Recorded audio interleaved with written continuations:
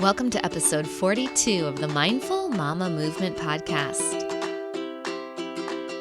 I'm Shannon Kinney-Dew, creator of A Free Spirit Life. And I'm Ashley Walburn, owner of Home Holistic, and together we are bringing back the Mindful Mama Movement podcast.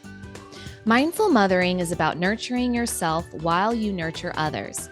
It's about consciously awakening to your inner wisdom, strength, power, and peace as a mother in this changing world.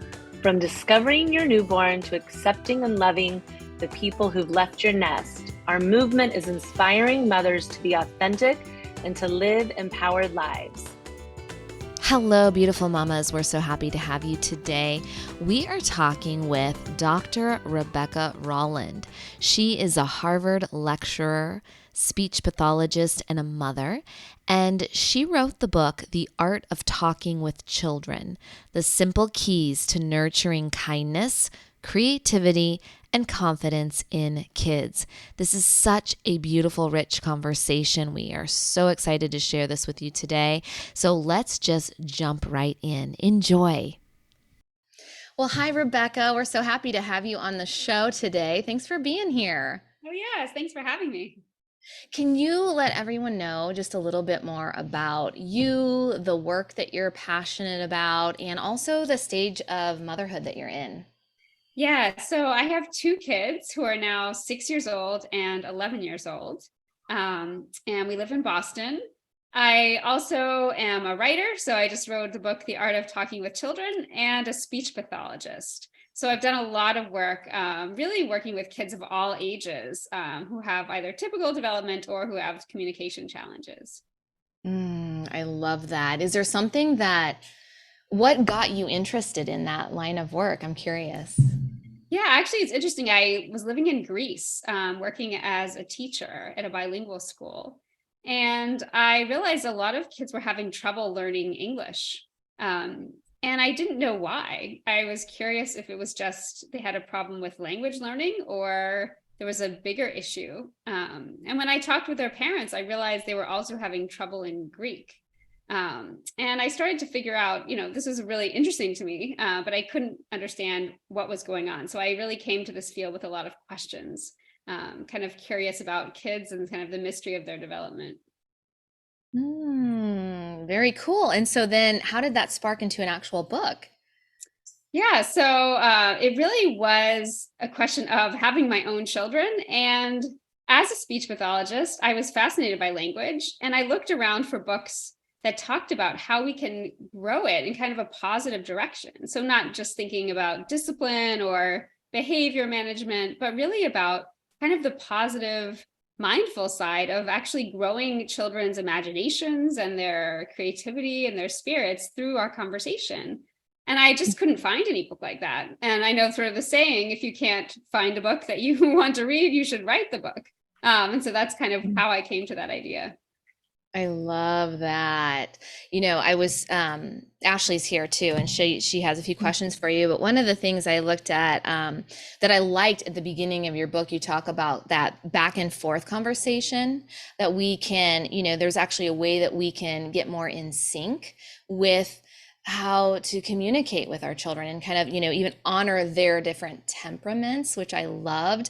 It reminded me of when I was a camp counselor and, they would teach us how to match the energy of the children that you would talk to. And if the kids were, boisterous and excited, then you would talk and match that energy. But then there were other kids. And I think that's quite an art to be able to match temperament and to get in sync. And sometimes as busy parents, as with your kids at that age, sometimes we just kind of start barking orders or we start, we forget that part. So how does getting in sync and honoring their temperament, how is that a part of this art of conversation with our children?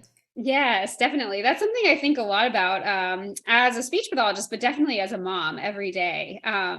And I think it just informs pretty much everything about our conversations because it lets us move kind of organically with our children as they're developing every day.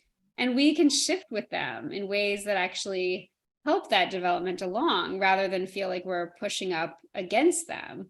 And one just really quick example is I noticed my daughter is very introverted. And I think a lot of my tendency and a lot of parents' tendencies, I think, are at the end of the day, you get home and you have all these questions and you want to know all these things that happened. And I did that myself, how was this? How was that? How was tennis practice? And I came to realize that she actually would kind of shut down if I started in that way. And I realized that what she needed was actually to go to her room, close the door, and have a good 10 or 15 minutes of just her own downtime and quiet time before she came out and was ready with all these stories to tell me.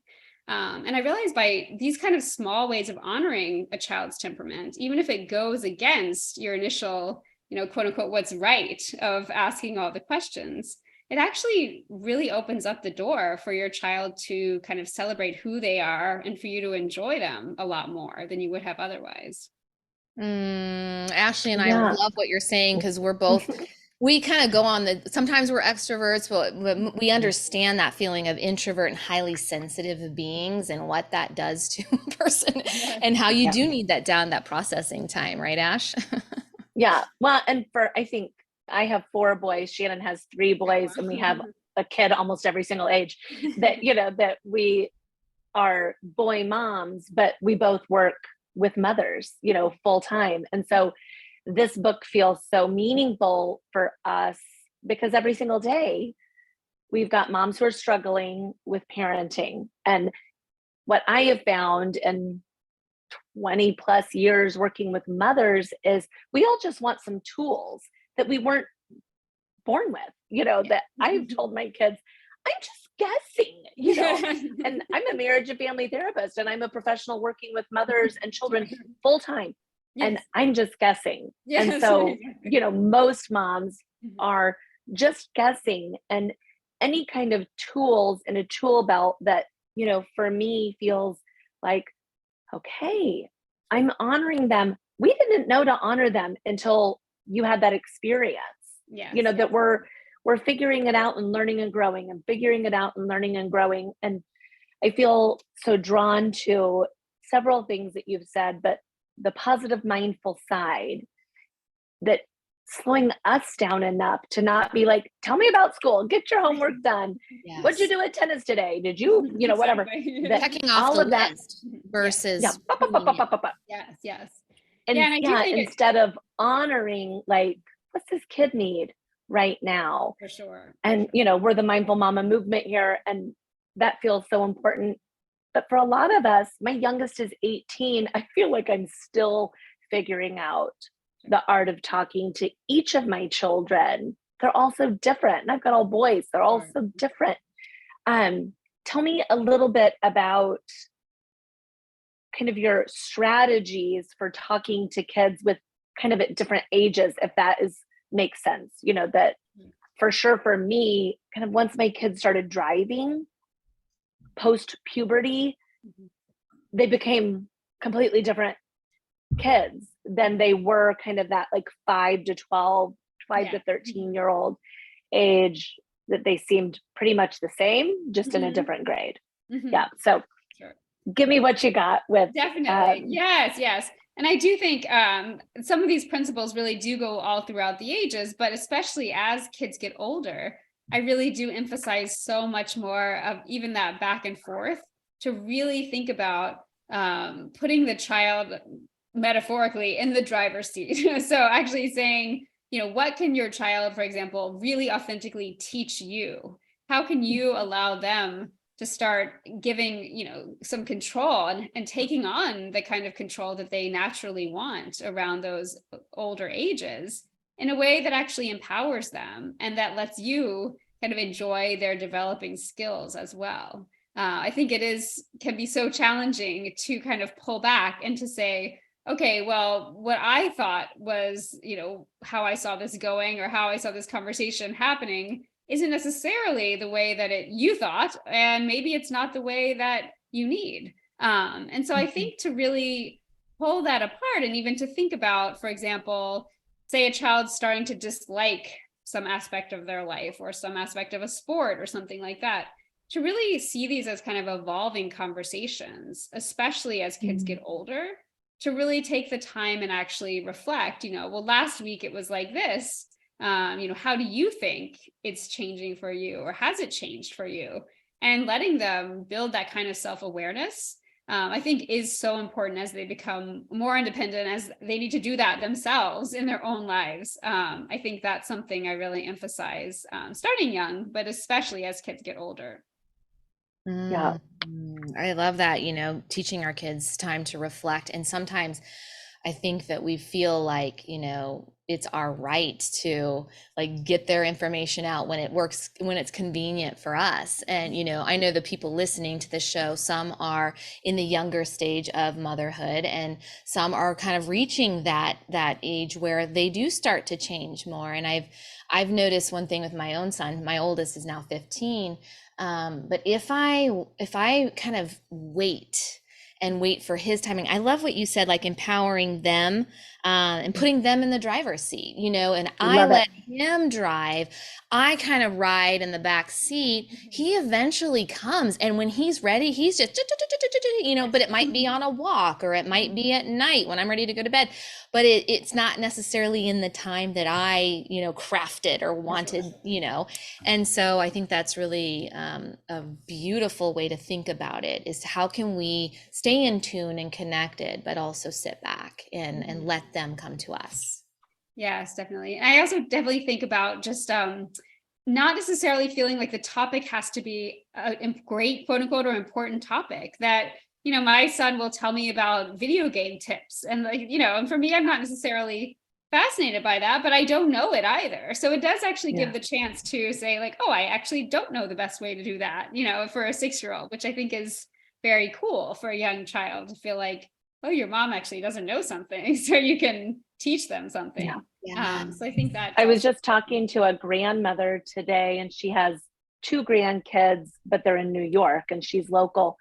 And she was saying her grandkids are like probably close to your kids' age, early or grade school age, and that it's becoming harder and harder because they want to be like on their device. And yes, that there was 3 of us sitting there talking, and the guy that was sitting with us, who's 30 and he doesn't have kids, he's like, ask them about the video games that they're playing. Exactly. Ask them about, I mean, it's funny that like twice today, I hate video games, and my 4 boys, but my 4 boys bond over it. And one of my kids lived in New York for a while, and they would all play video games together, and they could talk and keep up while they were doing that activity. But this morning, and then again today, I have never once listened to my kids talk, like when they start talking about video games, I'm like, I'm out. I've got a book to read, I've got something way more interesting to do. I would have loved that as a kid. When I reflect, I would have loved if my mom would have said, tell me about this thing that you're interested, even though I'm not, or I'm not. What a beautiful way to bond.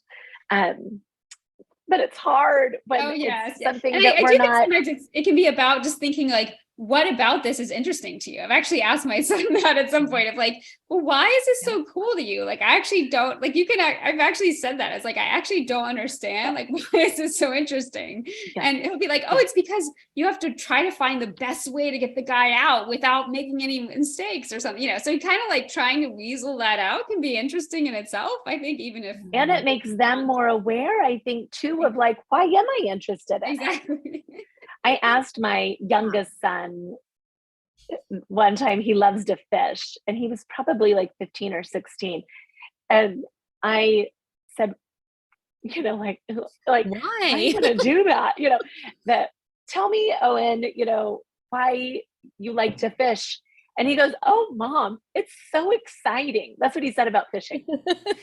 But I did see, and I was saying it probably, and I'm like, why the heck would anybody want to do that gross activity?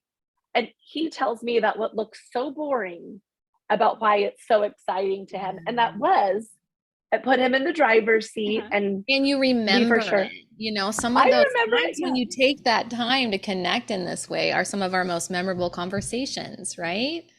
Yeah. It's so cool. Yeah. And I think also just for a kid to feel like, oh, my mom is curious about me and how my mind works or what I'm passionate about. even if she admits like, oh, I'm not passionate about this, but I'm curious. I feel like that's also just so important. Yeah, I have found that as my kids have aged, that those little sparks are, now they have bigger issues, that there's drinking, there's college, there's dating, there's driving across the country. There's friends that are making, choices that aren't in alignment. And my kids and their friends will call me and tell me all this stuff that I think because I listen to them about fishing and stuff, the things that I actually didn't want to do. It was boring the heck out of me in the moment, frankly, but now I get the hard calls in the middle of the night. And I cut my kids' friends' hair. I cut my kids' hair and their friends' hair. I don't have the skills. I don't know why I do it, but it's become this thing. And their friends even will come home from college and call me and be like, hey, can you cut my hair? But I get so much information from those kids that I'm like, oh, this is why we all unload to the hairstylist. Yes. Nobody's looking at you. It doesn't feel like therapy. It doesn't feel like an interrogation. I'm just cutting and they're just talking. Yeah. That's great. Yeah. And actually, it's funny because I've actually found that so many conversations that are really important happen also while driving, which I think is a similar thing where you're doing something, you're not facing each other. It's not confrontational. So for me, cooking, driving, cutting hair, cooking, walking. Yes. I love that you said that because there's a part in your book where you talked about like embodied conversations and how it engages the five senses.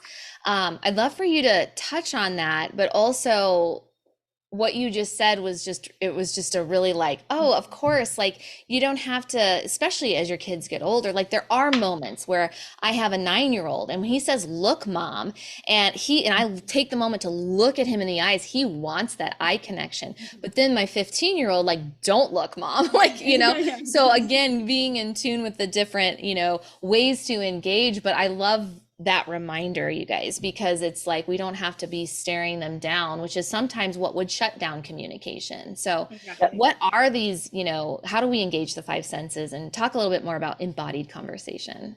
Definitely. Yeah. So the idea here is just that you and a child are actually in the same space and you are physically close to each other without any kind of mediating device, hopefully, or at least if there is one, you're both looking at it, talking about it. You're not sort of on your separate devices.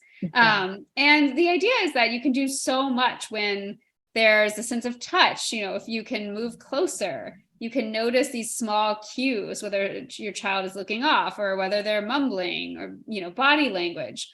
All of these things that we miss out on if we're just doing it through electronic communication and so on. So I really do think that, Zooms and Skypes and all of this can be really helpful adjuncts to relationships because they can build on what we already have, especially in a time when we're often remote.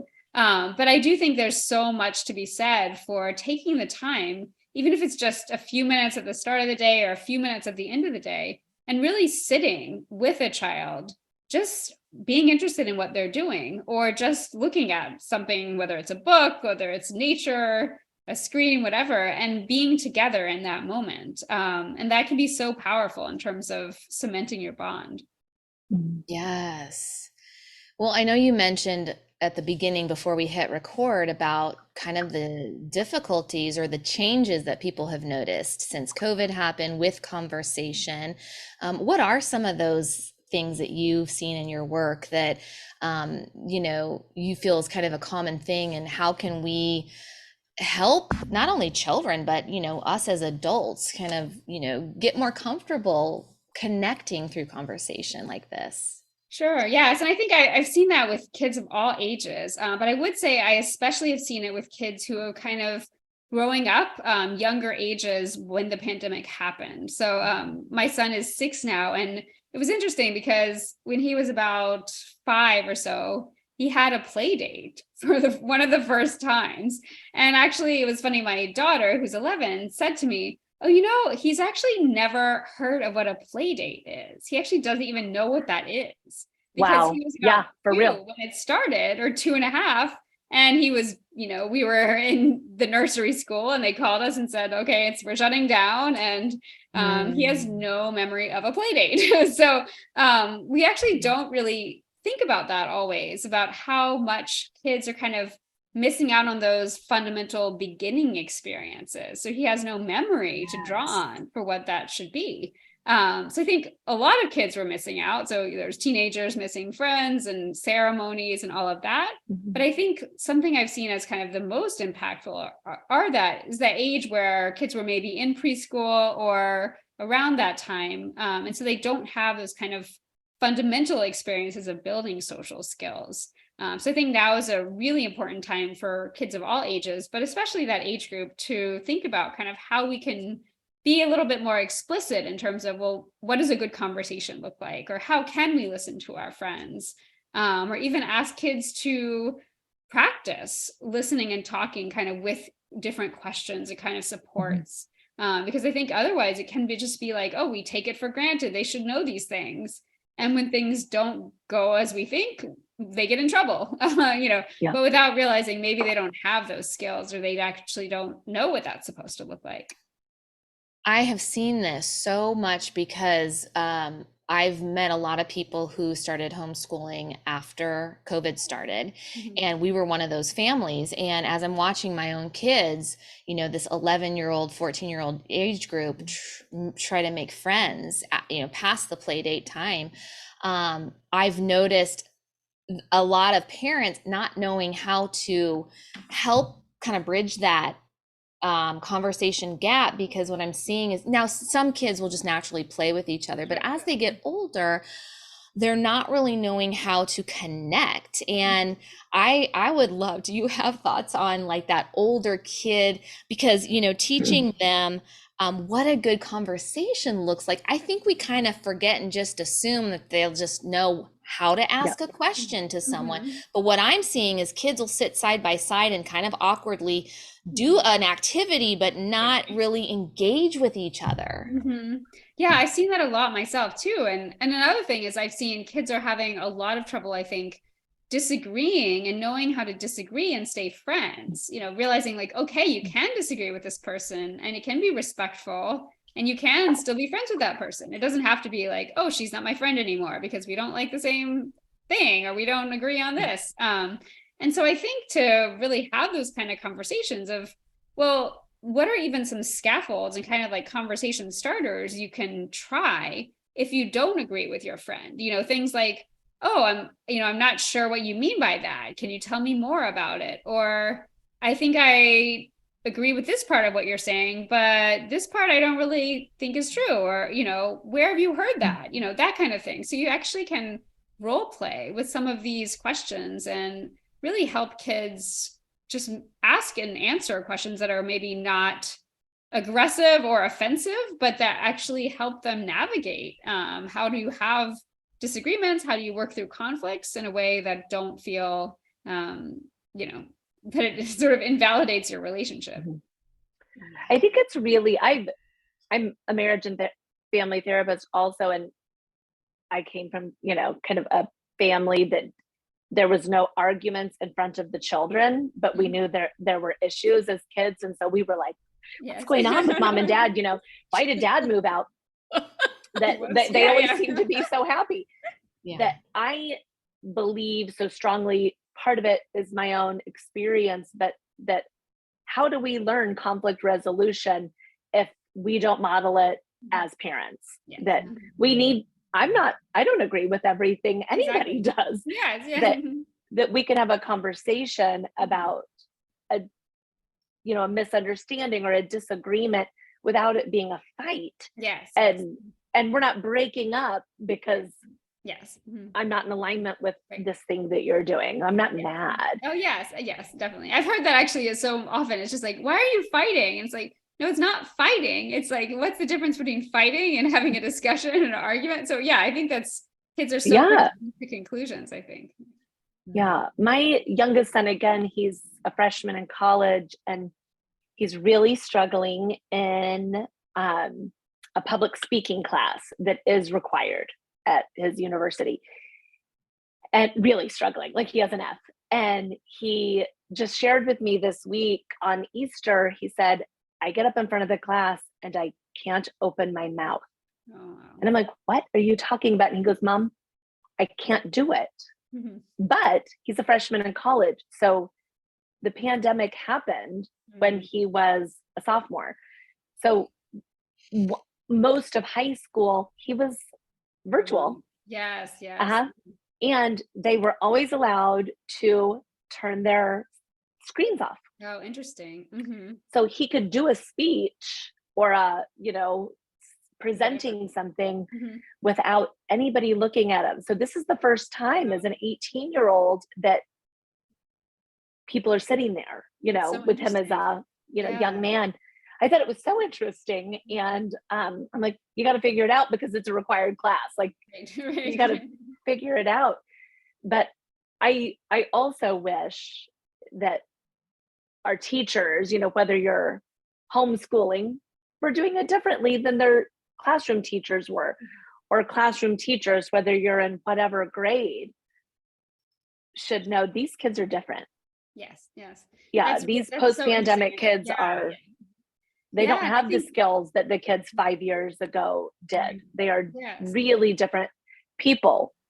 For sure. And I think there's a couple things. So I think that's so important, just that feeling of actually going and being with people, maybe kind of a Yeah. foreign experience. And I think also the anxiety piece. I've seen so Yes. many kids Yeah. who are more anxious, especially more anxious in social situations. And part of it, I think, is just a lack of practice or feeling like people They haven't done it. Which kind of, we got during COVID, like, well, it's dangerous to be around people or dangerous to be around lots of people. And I Or think you're that masked can and you feel can't see those masked. social cues and things Exactly. that, yeah. Mhm. Mhm. Yes. And there's As a actually speech pathologist, go ahead. Oh, sorry. Go ahead. Well, as a speech pathologist, are you seeing that? Are you hearing about that with especially language development? Yeah. I So think there's a about couple. kids like your 5-year-old's age that Right. adults' faces were covered for a really long Yes. time.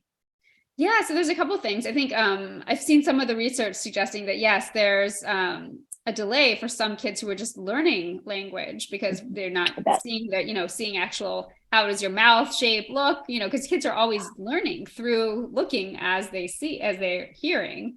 And then, but I think is also interesting is, which I've also seen this, is that for older kids, it's often obviously not speech development, but actually learning to read emotions. And I actually saw one study where people were trying to have neutral face expressions, and the kids who were, I think, pre-teenage or teenagers thought the expressions were much more negative than the people intended when they were wearing masks. And I've actually seen that in my work, and even with kids and friends of my kids, where they say, oh, they had an argument because this girl said that this girl was making fun of her, and she said she wasn't, but she thought she was, and so this caused a whole problem. And so I think we do see a lot of these miscommunications happening, and we might chalk it up to just, oh, this is just drama, or this is just sort of some sort of situation, but I think a lot can be because kids are challenged to figure out, well, what does this person really mean? And I think especially as kids get older and it becomes more subtle, they often need more support with that. Yeah, because it does seem like you hear social anxiety happening even more, and that really makes a lot of sense that would feed into your anxiety if you can't internally you feel like you're reading an emotion, like maybe you're making that person mad or they're upset with you, and so you're not sure how to speak. And I like on the title of your book, you say the simple keys to nurturing kindness, creativity, and confidence in kids.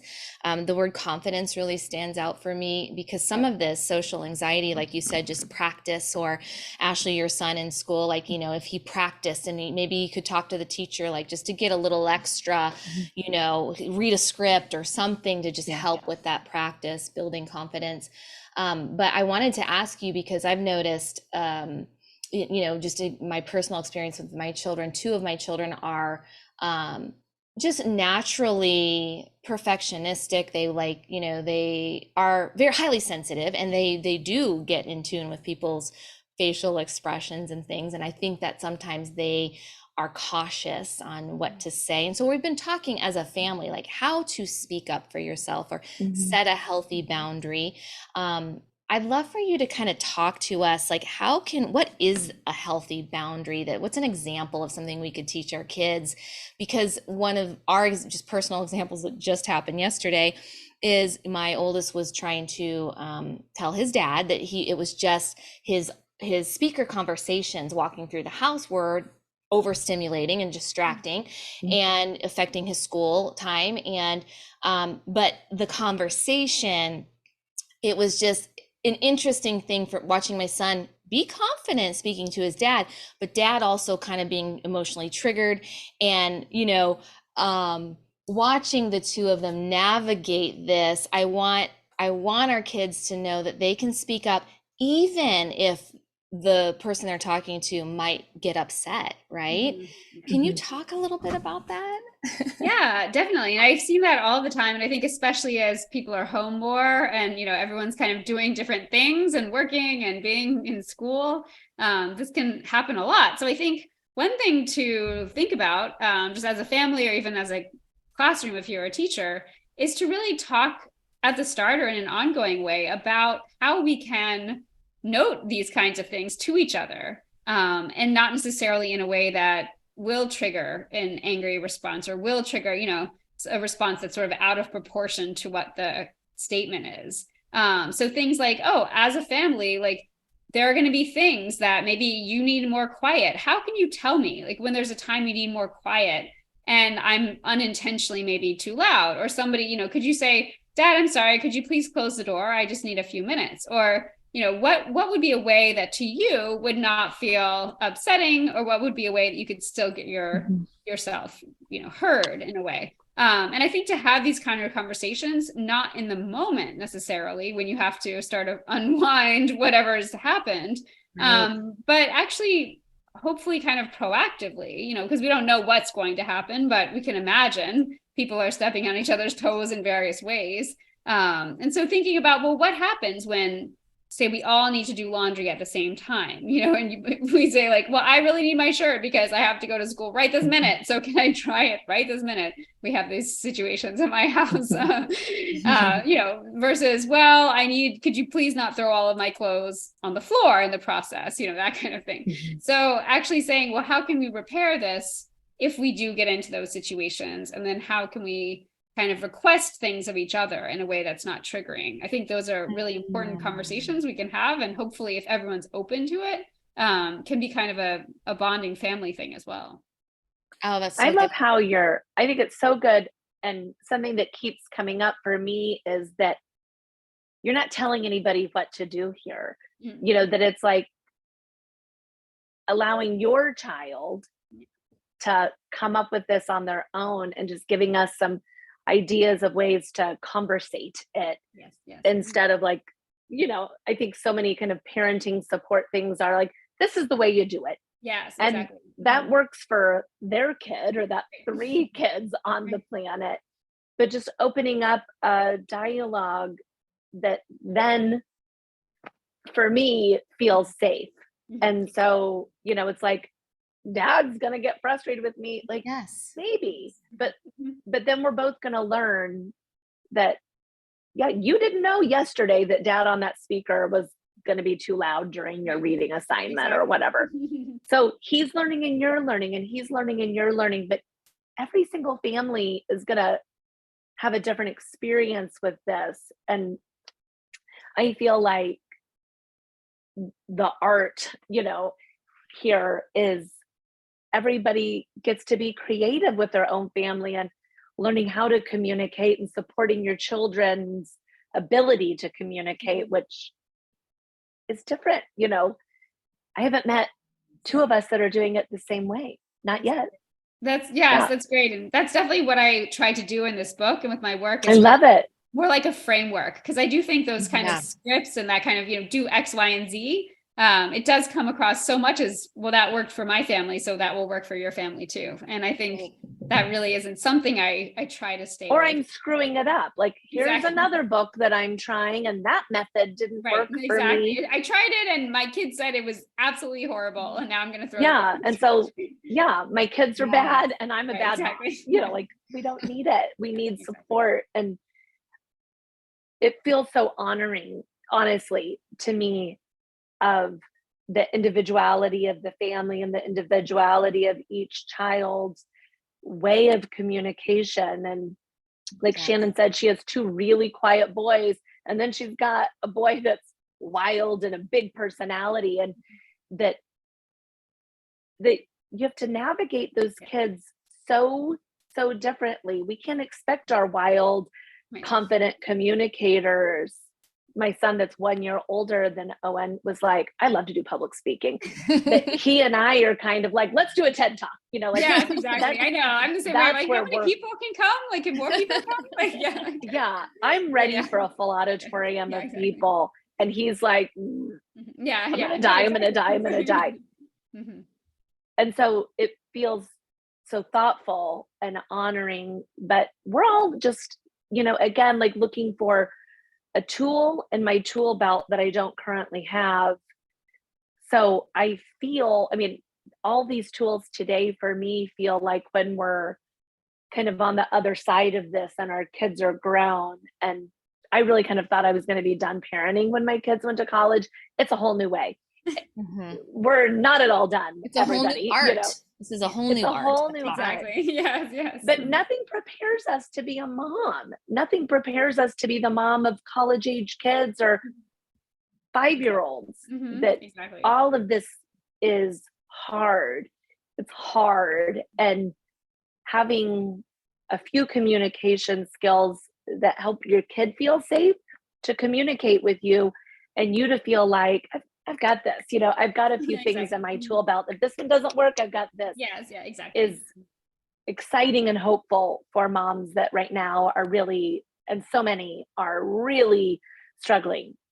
For sure. Yes. And I think that's the goal of this book and of my work in general, is just to really think about how can we support each and every person as an individual and as a mother, rather than feeling like one size fits all. And I love that too, what you both were just saying about, this framework, because even just talking with you and you saying, like, taking that moment after that heated conversation, and rather than just dropping it, like, how empowering to have this framework, this conversation about, well, how could we reflect? I love that, how could we teach our children how to ask a question, and, how can we make a different request? Like, that alone is so honoring and empowering. Like, I feel like for people listening, so it's not like, I just screwed that up. It's like, no, we can go back and have this like dialogue afterwards. And that's really, don't you think, where the true art happens, is not in the moment necessarily, if we can, for sure, but coming back afterwards. I find, gosh, that's really a freeing opportunity you're giving us. Definitely. Yes. And I think rather than saying, well, I'm just going to feel guilty or bad, or like, oh, that was bad that I did that, think it like, well, yeah, that wasn't ideal, but it's actually a moment where we can go back and grow from it. So I think that is really the idea, that nobody's going to be perfect and we can learn from those moments together. Yes. Well, thank you so much. This was such a lovely conversation. Your book is beautiful. It's like so full and so wonderful. I love what you've offered here, and the focus on kindness and creativity and confidence, like that totally speaks our language. So thank you. Thank you. This is great. I really appreciate it. Thank you. So for everyone listening who wants to check out your book and wants to know more about you, where can they find you?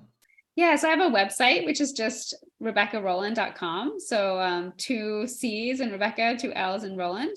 And they can find my book there. I also have a newsletter they can sign up for, or you can find the book on the HarperCollins website or on Amazon. Okay.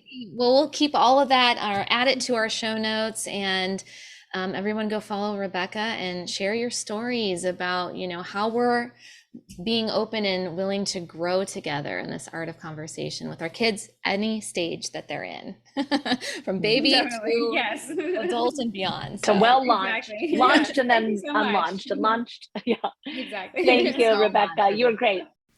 Thanks again for listening today. We hope that you loved that conversation. To learn more about Rebecca, you can go to her website. It is RebeccaRolland.com. That's RebeccaRolland.com. To learn more about Ashley Walburn, you can go to homeholistic.com, and to learn more about Shannon, afreespiritlife.com. If you'd like to join the Mindful Mama Movement podcast mailing list or follow us on Instagram, you can go to mindfulmamamovementpodcast.com. If you like the show, please share it with your friends and take a moment to go to iTunes, leave us a review, and you doing that really helps us spread the word about the show. It helps us touch more mothers' lives. And that's why Ashley and I do this show. We want to connect deeply with you. We want to provide a safe space where we can be real and authentic on this mothering journey. And so we would love your help in getting the word out about the show. And we're just looking forward to seeing you in the next episode.